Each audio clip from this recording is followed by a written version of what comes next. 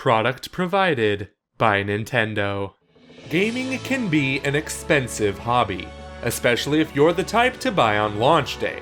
So, in order to assist your measly wallets, we're going to help you decide if a new game is worth the admission price of $60 American.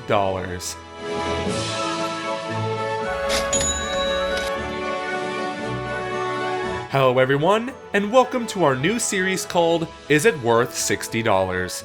As most of you know, we use our game versus game videos as the review format for our channel. But let's face it, some of these games coming out for the Switch are impossible to compare to another game. So for those titles, we'll just be asking if the game in question is worth the full price of admission. Starting with Fire Emblem Warriors, which we wanted to come out with sooner, but Mario Odyssey happened. Let's get started. Coming off the success of Hyrule Warriors on Wii U and 3DS, Nintendo has given Koei Tecmo another one of their licenses to work with, the strategy game Fire Emblem. In case you didn't already know, Koei Tecmo is responsible for the extremely successful hack-and-slash Dynasty Warriors franchise, which has more numbered entries and spin-offs than I can count on two hands. Fire Emblem Warriors has the same basic style of gameplay, but with Fire Emblem characters and settings. The story follows two original characters named Rowan and Leanna, who are the royal twins of a kingdom called Aetolis. All of a sudden, a portal opens and their kingdom is attacked by monsters, so they flee along with the Fire Emblem their mother gives them. Throughout the story, they come across characters from different Fire Emblem timelines, since time and space seem to have been messed up in the attack. While story isn't that important in these types of Warriors games, this one is jarringly bad. Like, fan fiction levels of bad. Not because there are no reason these characters should be in the same room, but because each encounter consists of meeting the character, fighting the character due to some misunderstanding, and then befriending the character even though they killed off one of your allies you won't be able to get back. Yes, that is a thing that happened to me, because at the beginning, you can choose how you want the game to progress, such as having a focus on tactical play instead of quick play, or if you want the classic Fire Emblem element of permadeath for characters that die in battle. Even though they still show up in cutscenes later, but whatever. Finally, there is the typical Dynasty Warriors gameplay.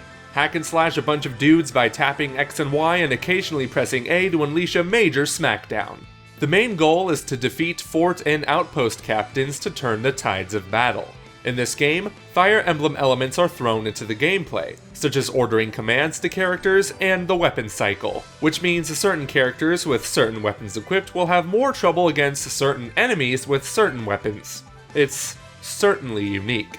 That being said, there isn't much here to differentiate itself from previous Dynasty Warrior games and spin-offs like Hyrule Warriors. Though I do appreciate the performance mode, which caps the game at 60 frames per second instead of 30, but it is unfortunately not available in handheld mode where I played the majority of this game.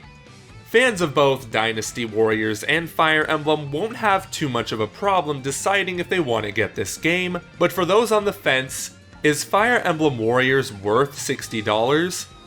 No. So what is it actually worth? I would say somewhere between 30 and even 40 bucks. There is a lot of content in this game, and even I enjoyed the otherwise repetitious gameplay more times than not. But if I were to have paid full price instead of receive a review copy like I did, I might have regretted it. Thank you guys for watching the first episode to our new series, Is It Worth $60? Do you disagree with our review? Please let us know in the comments section, but keep it civil, because there are children around here.